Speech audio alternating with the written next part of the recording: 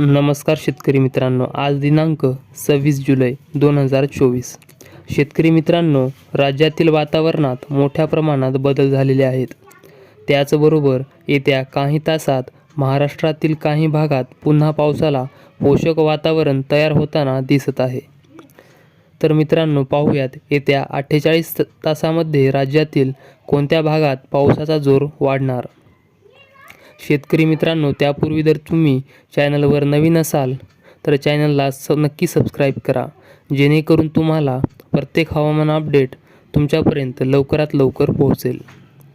शेतकरी मित्रांनो, विदर्भात नागपूर, भंडारा, गडचिरोली, गोंदिया, चंद्रपूर, यवतमाळ, वर्धा, वाशिमसह इतर भागात येत्या काही तासात हलका ते मध्यम स्वरूपाचा पाऊस होईल. शेतकरी मित्रांनो, मराठवाड्यात आपल्याला बऱ्याच भागात पावसाचा जोर हा कमी झालेला पाहायला मिळेल.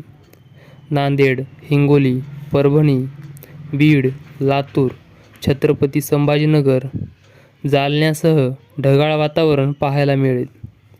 शेतकरी मित्रांनो, त्याचबरोबर मध्य महाराष्ट्रात पावसाचा जोर हा चांगला पाहायला मिळेल. शेतकरी मित्रांनो, असेच नवनवीन हवामान अपडेट पाहण्याकरिता चॅनलला सबस्क्राईब करायला विसरू नका. धन्यवाद.